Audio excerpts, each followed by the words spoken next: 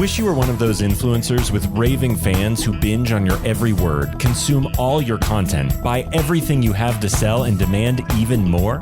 Then stay tuned while Authority Magazine columnist and BuzzFeed contributor Tracy Hazzard shares strategies, tips, and tactics from top videocasters, podcasters, authors, and social influencers on creating that bingeable factor. Now, let's join Tracy as she explores how to rise above all the digital noise with the Binge Factor.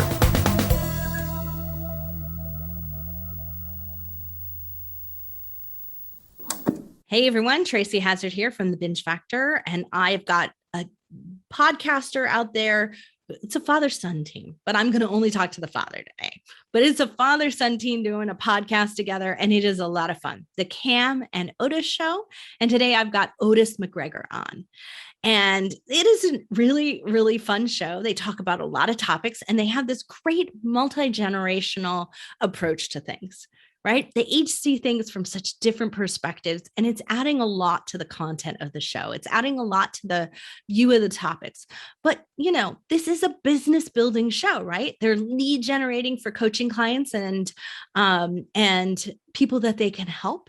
And in doing so, they're also giving back to the community that they love, the community of veterans and our armed services in some way, shape, or form, and they're giving back in that process too, and finding out ways that they can bring exposure. So that's some of the series that they're working on right now. So you're going to want to check out the Cam and Otis Show, and you're going to want to check out right now Otis McGregor. He's just amazing. He's a Special Forces, U.S. Army, retired. His passion lies in helping people succeed. He uses his passion through his years in Army Special Ops and coaching rugby. See how interesting he's going to be. It drives him to create better leaders, and he believes that better leaders create better organizations create better communities, and better communities create a better world. He's created the Tribe Plus Purpose group and aligns it with how we operate and business purpose. So our operations and our purpose are aligned. They focus on creating lead high-performing teams, and he is a certified business performance coach and certified project director and trainer through the Institute of Project Management. I'm so excited that he's coming on the show. And, you know, while we didn't have Cam this time, I'm going to invite them to come back because I'd love to have both of them on at the same time and hear what Cam would have to say, right? So let's hear from Otis McGregor, the Cam and Otis Show. Otis, thanks for joining me. The Cam and Otis Show. I love that we're talking about this. Congratulations on getting over 100 episodes. That's amazing feat. I listened to the 100 episode. It's one of my favorite things to do on everyone's when they hit that milestone, because you mentioned shows that you liked and, you kind of, reminiscing. And so it gets me to know, where should I go listen to the other episodes? And so it's a common bingeable factor that people do, is like they jump around. If you're a binge listener and you jump around to your 100th episode, how did it feel to you to hit 100? It was fun, but in a weird sort of sense, it was like, oh yeah, Camden, this is episode 100. Maybe we should have done something and celebrated. You didn't celebrate enough because it was just like, hey, we're having fun. It was just ongoing. That is 100% it. It was kind of one of those. I remember when we hit 50, it was, because we were like, yeah, 50. And I think we even did some reviews and things like that. But when we hit 100, we were just kind of trucking along. It was like, oh yeah, that was 100 back there, wasn't it? I love it. I absolutely love it. Yeah. Well, let's go back to the beginning. What made the two of you decide to start a podcast? Oh, it's just really, really sad state of affairs. I think I laugh at it now, but I had two reasons. One, I'm a coach trying to get my word out, trying to share what I know. And two, my son is an entrepreneur, and it really gives me a chance to where we spent at least 1 hour together every week. I love that. I love that. Really just kind of, was part of it. And I think that was in my mind. It was in the subconscious, but as it continued on, it really became that I don't want to quit. I don't care. Well, so that's a common thing. And I think, it's a great way to podcast because it keeps you staying connected, right? It keeps you wanting to do it. There's a whole nother level of purpose to it. Right. And so it doesn't feel like a burden. My original co-host was my husband, and not on this show, but we have a ton of other shows. And my son-in-law, well, my now son-in-law, but back then he wasn't, but my now son-in-law says, you guys are so funny when you debate and discuss this stuff. You should do it in a video. And I said, well, I don't want to do a video, but podcast sounds like a lot lower tech, a little easier to manage. Let's do that. And so that's what it was for us in the beginning. It was just this like debate and conversation between the two of you. Yeah. And so, you two, Otis and Camden, so that Camden's your son. So it's a Cam and Otis show.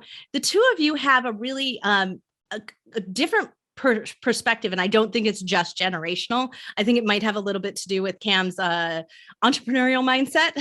And I come from recognizing a lot of entrepreneurs. So do you feel that perspective is really adding, that sort of special factor to your show?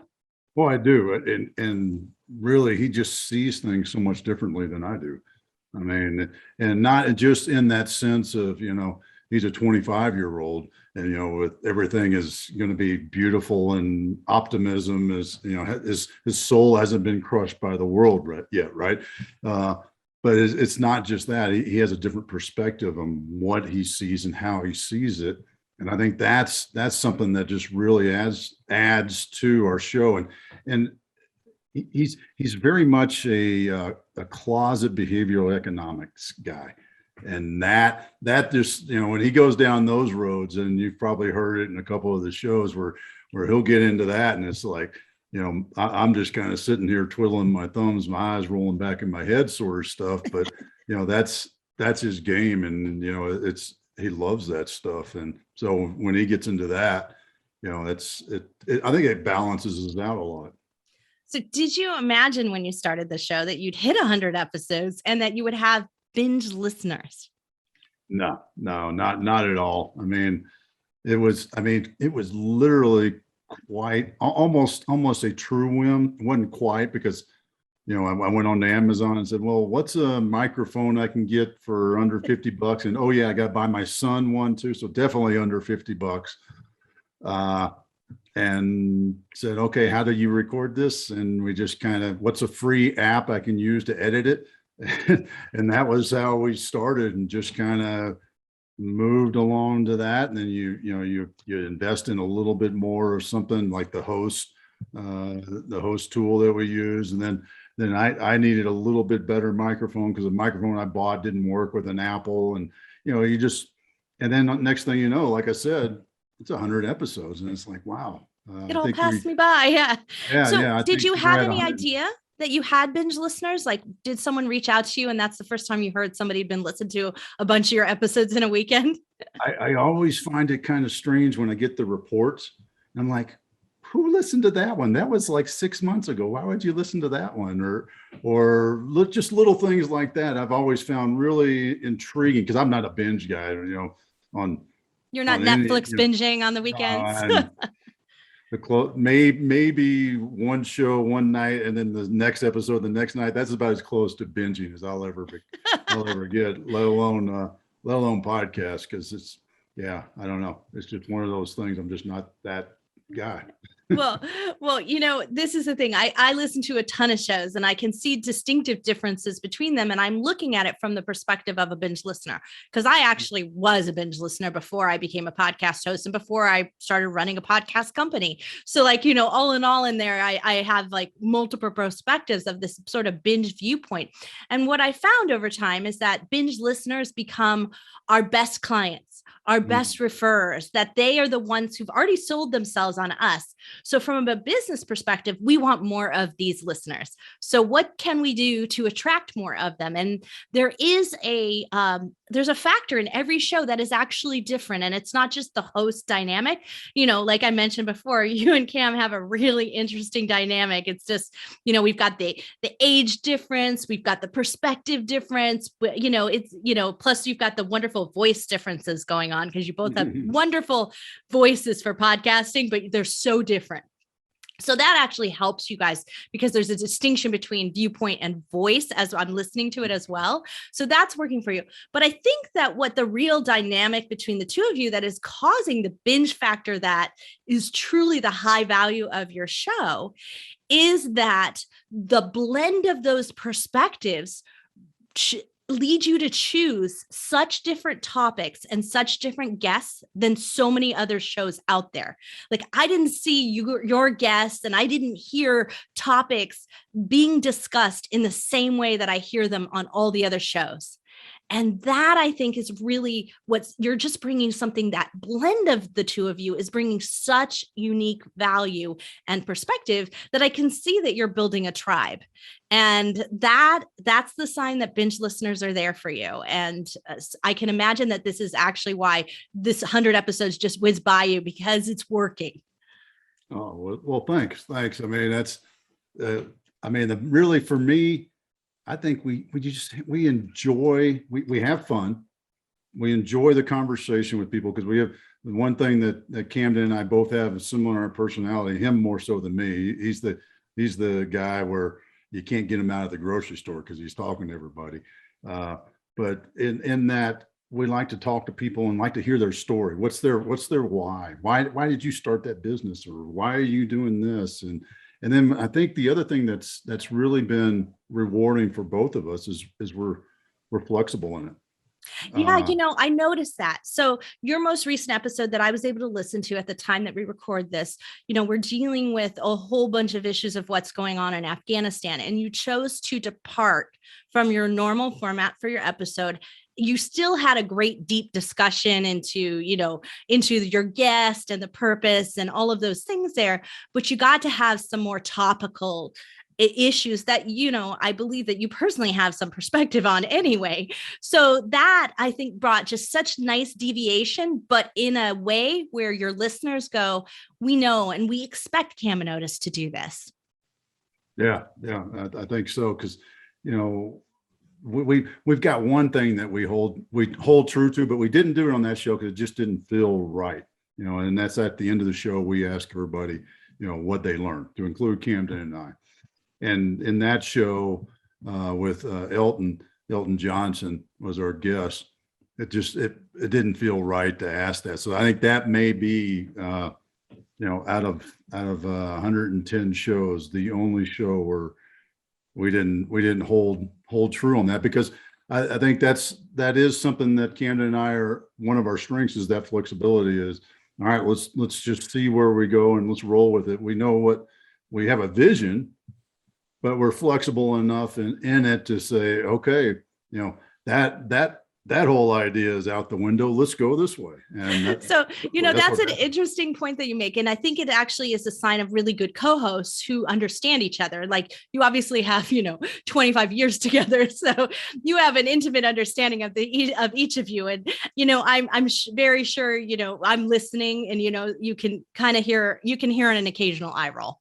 Like you can tell, like, it's like, oh, there goes dad. Right. It's got to be happening because I know my daughter does it to me. So as a parent, you hear that and you're thinking, oh, that is it. With Tom and I, it's that same spouse thing that goes on there. People get that there's that dynamic happening to the two of you. But I think at the end of the day, that co-hosting dynamic, you can be more flexible. You won't throw a monkey wrench in the works because you know how to read each other better. And you two are recording separately. That's what you told me before our interview here. That's harder to do than it is to be co-hosts in the same room with a third guest somewhere else, right? So, because you have to read each other over Zoom or, over however you're recording. Do you find that difficult, or have you been able to just sort of like now fall into this pattern of understanding when the other one wants to talk? Now we have that. We're pretty good at that. Occasionally it happens, and you got to cut that chunk out, or just as bad when you talk over each other, But I would say that no, we're pretty much in the flow. Those don't happen that often anymore. It's very much I've got my things and my lines, my subject lines, and he's got the parallel kind of just a little bit off going down, and we can tag team that pretty well. And I think it keeps our guests more engaged too, in that sense of, it's not there's nothing wrong with the one-on-one back and forth, which is always great too. But I think just that flexibility of Camden and I going back and forth, because he'll pick up on things that I don't, and vice versa. And one of the things that we do, the little cheat code here, we're using chat, and it's like, okay, I'm looking at the time going, okay, about, yeah, you don't want to be going tap, tap, tap on each other on video. Our hashtag is back to the barn, so, I always tell our guests, hey, at 30 minutes, we're going to head back to the barn. We may be a long ways away from the barn, and it may take us a while to get back to the barn, but at 30 minutes, I'm going to work our way back to the barn. And usually Camden and I have a little bit of a flow, and it's like, you got anything left sort of thing before we, close the barn door, if you will. I love that. That's really great. That's great that you have that dynamic. Now, like I mentioned, that one of your binge factors is to have these really great guests. They're so interesting. They've got such interesting stories. I mean, just backgrounds and perspectives I've never heard before, that are not that common, because, there's a lot of the typical entrepreneurs who like float through all the podcasts, or the typical authors that float through all the podcasts. And you don't seem to be inundated with those. So how are you finding these great guests? Well, when it first started off, it was like, who's in my first level of our network? And let me just that's the way for everybody. That's okay. Yeah, let me see what they're doing. What are you doing on Thursday? Hey, how about want to be on the podcast? That was literally, and probably the first 60 or so episodes were that. I mean, just people that I knew and Camden knows. And then one of the things that we've started doing just this summer, and we're kind of doing a series this last month or two, is veteran entrepreneurs. So you've been theming it. Yeah. So this, in this sense, we truly are, because I've got a friend of mine that's helping us out, as a business partner, and brought him in to help us find quality veteran entrepreneur guests, and some folks that may or may that weren't necessarily in my network, but are good fits for us. Like the episode that's going to come out soon is, well, I know time delays and stuff like that, but the CEO and co-founder of Alpha Company. And I gotta say co-founder because his Mrs. Alpha, I said it again, company. It's Alpha Coffee. Oh, I did that like Coffee. I love that. Okay. Now that makes more sense. Okay. Yeah. I did that like 4 times in the show. I spent too many years in the Army, and I called it Alpha Company several times. It's Alpha Coffee.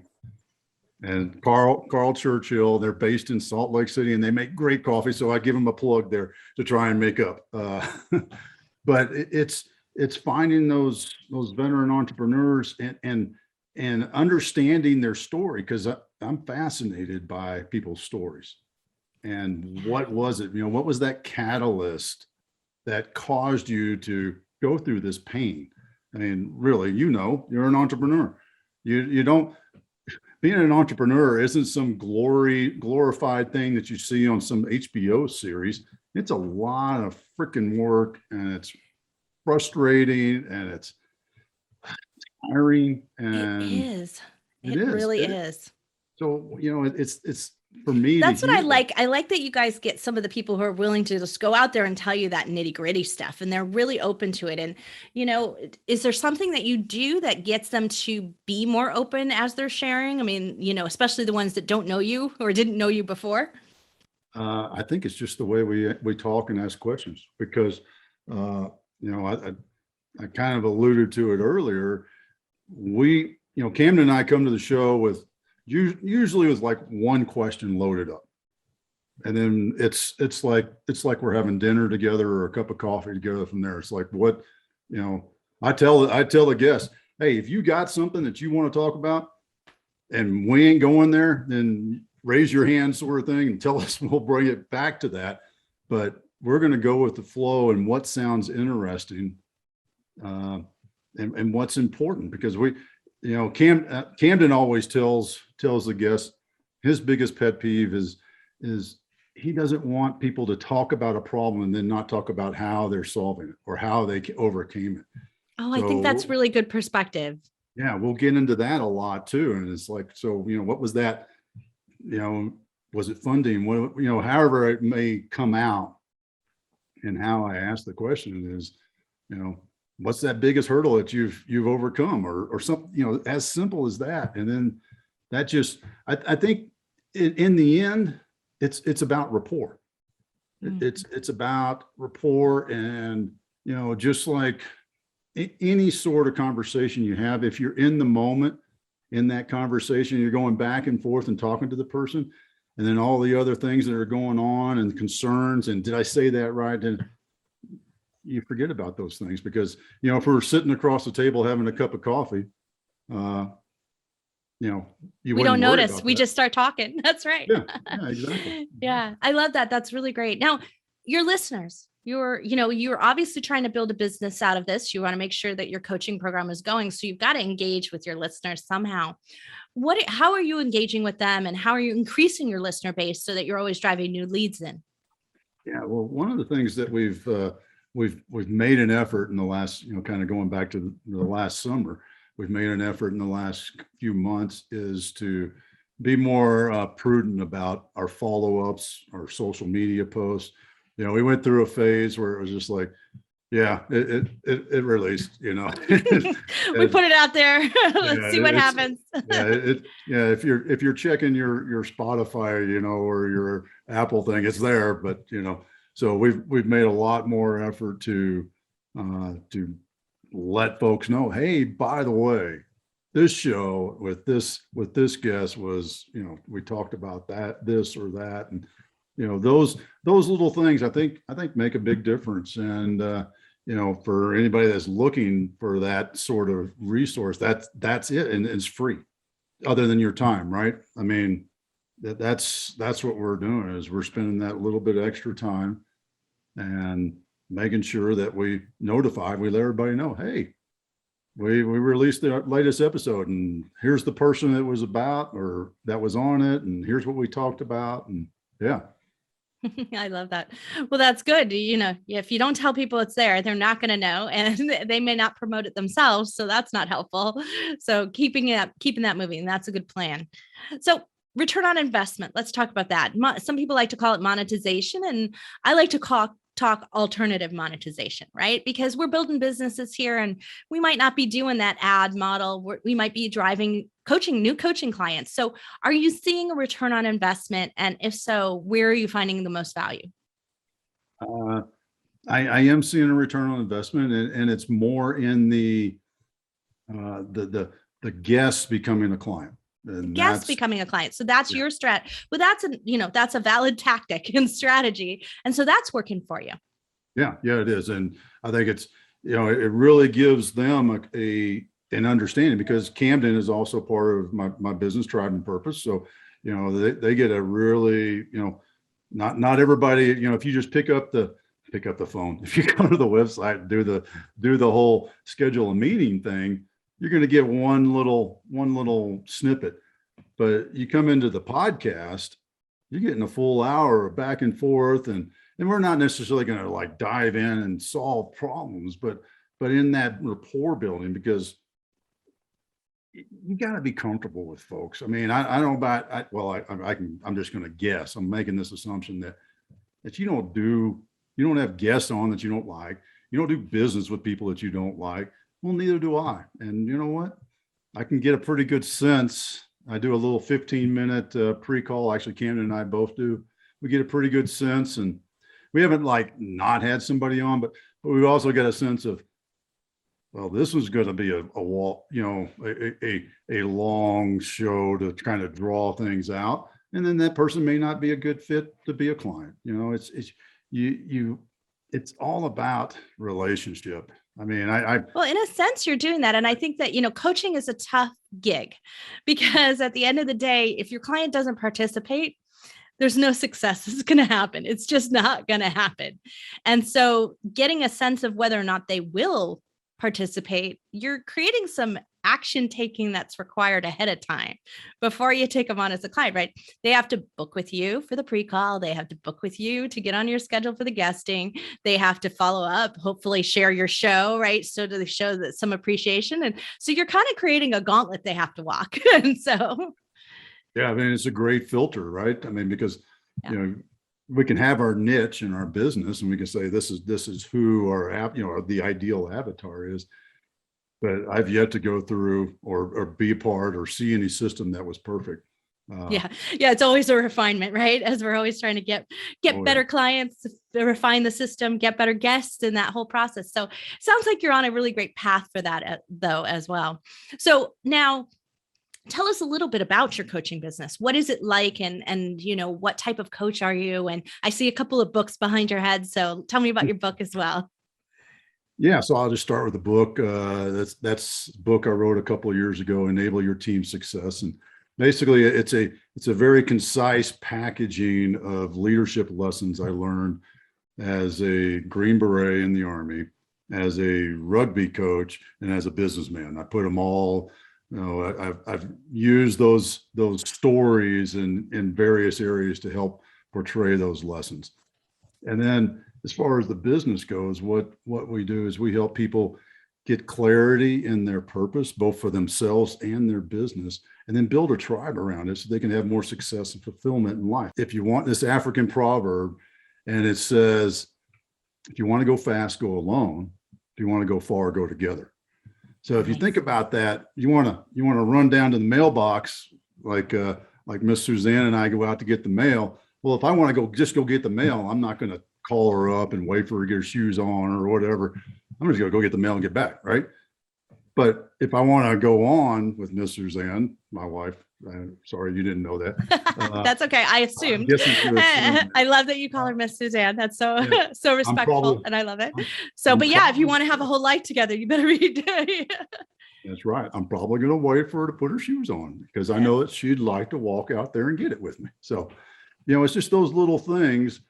But in all joking aside from the marital relationship, but it works that way in business, because there's so many times as a CEO or a founder of your company or the leader of your department where you can get that feeling, am I the only one doing anything here? Am I the only one who really thinks this is important? And you feel all alone. Well, that's where the tribe comes in, because if you're part of this tribe, you're part of a bunch of other people, men and women, who have that same attitude, that same drive for success, and you're no longer alone. It's like, hey, how do I handle this? Has anybody ever done this? Hey, I'm thinking about adding this capability into our business, or starting a new line of business, or branching out to this other city.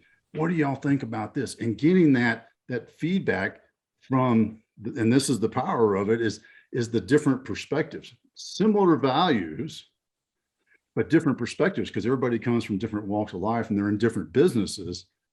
And that's where the power of you ain't got to do it on your own, and being part of that group.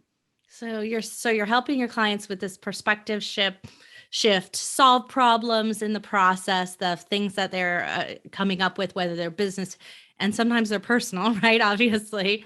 And, I think you also, at least this is what I really heard from maybe Cam more than you, but definitely from both of you, was that the continual learning is a really important part of your process and what you want to instill in your clients, that it's not it's not an endpoint from A to B and you're done, that this is a long game.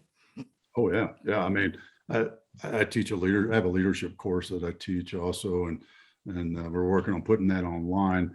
But one of the main things I stomp my foot about is, not only as a leader, but in your team, is how do you put your team into a state of continuous improvement? As a leader, the only way you can continue to be a good leader is you continue to learn, continue and improve yourself, because otherwise you stagnate and everybody and everything passes you by. And next thing you know, you're looking up and you're going, wait a second, how did that happen? How come everybody's over there and I'm still standing here? Right. Well, and I think that's the part of the success of the way your podcast has shifted over the 100 episodes. When I listen to the early ones, it's not that there's like a huge leap shift from 1 to 100, because I check that, because a lot of people do make big significant shifts. You haven't, but I can just tell that you've just improved and refined and gotten into a good place. And I imagine that you just brought the audience along with you, because it was a gradual thing. Yeah. I mean, we did do one thing at the beginning of this year, which we hadn't done before, which was we started, and this was in conjunction. There's the word I was looking for. In conjunction with the business is a theme for each month. So we went through and just and so not you're doing a lot more pre-planning. Yeah. I mean, I guess, yeah, compared to what we used to do. That's right.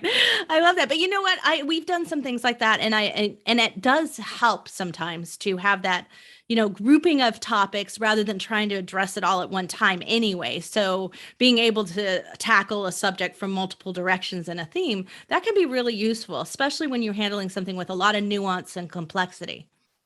And you know what? I hadn't thought about it this way until just now. I think it makes the guests feel a little bit more comfortable. That's a good point. We tell them, hey, we're not going to hold you to this, but here's the theme that we're working on this month. And, and some guests are really good, and they'll be like, yeah. And that was a miss for me. Like the month of August is misses, right? And the month of September is hunting. And it's some guests will be locked onto that, and they'll be telling a story about something they've done in their business, and they'll bring it right into that theme, which is there's a thumbs up for a really good guest, right? Yeah, I love it. Exactly. That's so great. So there's got to be some challenges you had. You said at the beginning it was like get equipment, figure out what to use. Like those were your challenges back then. And every stage of podcast has different challenges. So now that you're heading into your next 100, what do you see as the biggest challenge for the two of you? I think it's continuing the flow with the not that the previous guests are not quality, but with this string of guests that we've had on lately has just been, man, it makes it even more. You want to outdo yourself with better and better guests each time, right? Yeah, I know. I mean, it's and here's the funny thing, and our famous person that we've had, is if you're familiar with Business Made Simple, Don Miller. Don Miller's number 2 guy, JJ Peterson. We had him on the show last fall, and it was really just one of those. Well, what's the worst that can happen if you ask him? He could say no. Okay, I mean, he didn't, and he was on your show. So yeah, he said, "Hey, that sounds fun. Here's the number to my assistant. Get his schedule." I was like, that's great. Yeah. If you don't ask, you don't know. You're not going to win it then. Yeah. Well, wonderful. Well, what advice out there do you have for someone who might want to start a podcast? Do it into a subject area that not only are you familiar with, but you're passionate about. Because if you're going to talk over 100 episodes. Yeah. Because otherwise you end up in that. And this is a little bit of me. I really can't stand repeating myself, and that saying the same thing over and over. Now there's times and places for them, right? But to say the same thing over and over and have that same line of questions, for me, it's not my style. Some people, I have a good friend of mine who, now I'm drawing a blank on his podcast. I can think of his name. His name's Chris Hoffman. But Chris is very structured in the way he does his stuff, and I love it, and it's beautiful for him. It's who he is. But for me, I blame it on my career in the Army. Unconventional warfare means unconventional. It's different every time. Yeah. So what manual? Yeah. I mean, yeah, of course they're up there, but I understand. I feel the same way. I never get the same speech twice when I give a keynote, which is very frustrating to my team, but I can't, it means that I have to constantly rewrite it and read and do it and, do a whole bunch of different slides and whatever that is. But I am not good with repetition because I'm different today than I was yesterday. Yeah. Because you're always improving. That's right. It is that mindset. So I love that continual improvement. So Otis, who would you love to have on your show? Yeah, I don't know.